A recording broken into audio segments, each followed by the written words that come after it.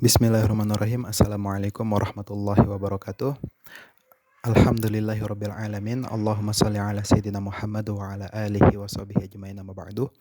Perkenalkan, nama saya Muhammad Rifki Hotaminur, mahasiswa STAI Al-Azhari Cianjur, program studi pendidikan agama Islam. Baik, pada kesempatan kali ini saya ingin menjelaskan salah satu materi dari mata kuliah pengembangan kurikulum, yaitu tentang langkah-langkah dalam pengembangan kurikulum pendidikan agama Islam, dan semoga penjelasan saya pada materi ini dapat dipahami oleh teman-teman sekalian dan bisa menjadi manfaat untuk kedepannya. Baik, jika kita berbicara soal kurikulum, ya tentu kurikulum merupakan inti dari seluruh proses pendidikan, apalagi dalam pendidikan agama Islam. Kurikulum pada pendidikan agama Islam tidak hanya berbicara tentang materi pembelajaran yang akan disampaikan, akan tetapi kurikulum dalam pendidikan agama Islam ini melihat juga bagaimana kita membentuk karakter, akhlak, dan spiritual peserta didik. Maka dari itu kurikulum dalam pendidikan agama Islam ini harus dikembangkan dengan cara yang terarah sesuai dengan kebutuhan zaman. Kemudian ada beberapa yang menjadi landasan yang perlu kita perhatikan dalam menyusun atau mengembangkan kurikulum pendidikan agama Islam ini. Contohnya dari aspek filosofis, psikologis, sosiologis, dan tentunya aspek religius. Harapannya kurikulum ini bisa menghasilkan generasi yang bukan hanya pintar, tapi juga beriman dan berakhlak mulia.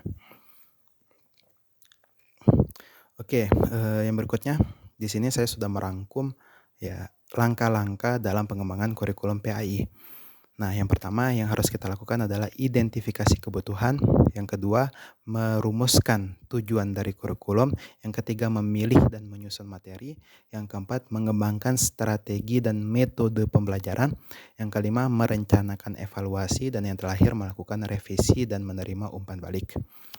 Nah, untuk langkah yang pertama yaitu kita harus melakukan identifikasi kebutuhan terlebih dahulu. Kita harus mengetahui kebutuhan apa yang dibutuhkan oleh peserta didik, ya, kebutuhan apa yang dibutuhkan oleh masyarakat, dan kebutuhan apa yang dibutuhkan oleh zaman pada saat itu. Ya, contohnya pada kita pada zaman sekarang, ya, kita hidup di era digital yang mana tantangannya cukup besar, ya, terutama soal moral dan akhlak. Jadi kurikulum PAI yang akan kita susun ini harus mampu menjawab tantangan-tantangan apa saja yang akan dihadapi di era digital ini, ya. Makanya kita perlu menganalisis kondisi sosial, budaya, perkembangan teknologi, bahkan kebijakan pendidikan nasional. Nah, setelah kita melakukan identifikasi kebutuhan, kita melakukan perumusan tujuan dari kurikulum, ya, perumusan dari tujuan kurikulum itu. Tujuan utama dari pembelajaran agama Islam ini, pendidikan agama Islam ini sudah sangat jelas, yaitu mencetak insan yang beriman, bertakwa, dan berakhlak mulia. Tapi tentu saja, ya, tujuan ini harus berkesinambung, ya, dengan tujuan pendidikan nasional yang ada di Indonesia. Maka dari itu, ya, ketika kita menyusun kurikulum pendidikan agama Islam ini harus tertuju pada tujuan tadi, yaitu mencetak insan yang beriman, bertakwa, dan berakhlak mulia. Nah, setelah kita mengidentifikasi, mengetahui kebutuhan apa saja yang dibutuhkan, dan kita mengetahui tujuan dari kurikulum, nah baru setelah itu kita memilih dan menyusun materi. Ya, materinya harus sesuai dengan tujuan tadi, ya, tapi juga relevan, kontekstual, dan sesuai dengan perkembangan peserta didik. Misalnya, kalau kita memberikan materi soal akhlak, ya, jangan hanya memberikan teori saja, tapi kita harus memberikan contoh-contoh yang konkret yang berkaitan dengan kehidupan peserta didik di luar sekolah. Ya, kemudian contohnya seperti apa? Ya, seperti kayak beretika, ya, kemudian cara menghormati orang tua, bagaimana mengelola emosi, mengontrol emosi, dan lain sebagainya. Nah, jadi hal-hal ini harus dikaitkan dengan contoh yang nyata. Kemudian setelah kita menyusun materi, ya, yang terpenting setelah itu kita harus melakukan pengembangan strategi dan metode pembelajaran. Ya, karena jika seorang guru mengajarnya dengan metode yang monoton, misalnya hanya dengan metode ceramah, ya, maka ini akan kurang maksimal. Ya, suasana kelas akan datar-datar saja. Maka dari itu seorang guru PAI harus mampu ya memanfaatkan metode pembelajaran yang telah ada. Contohnya seperti melakukan metode diskusi, simulasi, role play atau project based learning. Ya, ini bisa menjadikan pembelajaran PAI ini menjadi lebih hidup dan lebih menarik. Nah, yang kemudian setelah kita melakukan penyusunan, melakukan pengembangan metode pembelajaran, nah hal terpenting berikutnya itu melakukan evaluasi. Ya, karena kita namanya manusia pasti ada kekurangan. Nah, maka dari itu kekurangan-kekurangan itu harus kita lakukan evaluasi. Ya, evaluasi di sini tidak hanya berkaitan dengan nilai kognitif saja, ya, atau yang berbentuk hafalan saja, ya, tapi juga mencakup sikap dan keterampilan dari peserta didik tersebut. Biasanya hal ini bisa dilakukan dengan penilaian otentik, ya, seperti portofolio, jurnal refleksi, penilaian diri, atau observasi sikap. Karena dalam PAI yang dinilai itu bukan cuma pengetahuan saja, tapi bagaimana mereka peserta didik ini menerapkan apa yang telah dipelajari dalam kehidupannya masing-masing.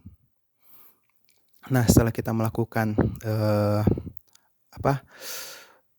evaluasi, ya, dan menemukan kekurangan, maka perlu dilakukan revisi dan umpan balik dari kurikulum tersebut. Nah, revisi ini atau saran dari kurikulum ini ya bisa datang dari guru, ya, bisa datang dari siswa ataupun dari orang tua siswa ataupun datang dari masyarakat.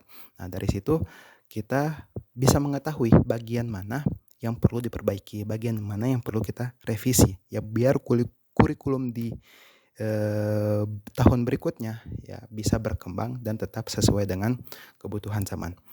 Nah, proses ini disebut dengan continuous improvement atau peningkatan yang berkelanjutan. Jadi intinya pengembangan kurikulum PAI itu bukan merupakan hal yang simpel, ya, tapi harus dilakukan secara terencana dan sesuai dengan kebutuhan nyata peserta didik, ya. Tadi langkah-langkah yang harus kita lakukan yaitu pertama melakukan identifikasi terlebih dahulu, setelah itu menentukan tujuan dari kurikulum, kemudian kita merancang ya materi pembelajaran, ya, menyusun materi, setelah itu melakukan pengembangan ya cara metode pembelajaran, setelah itu melakukan evaluasi dan revisi. Nah, sebagai calon guru PAI ya kita tidak hanya dituntut untuk bisa mengajar saja, tapi juga harus bisa merancang dan mengembangkan kurikulum yang bermakna, ya, agar tujuan dari kurikulum PAI ini bisa tersampaikan, yaitu mencetak insan kamil yang berakhlak mulia. Mungkin hanya ini yang dapat saya sampaikan. Terima kasih kepada teman-teman yang sudah menyimak materi dari awal hingga akhir ini. Ya, semoga materi ini bisa bermanfaat bagi teman-teman. Wassalamualaikum warahmatullahi wabarakatuh.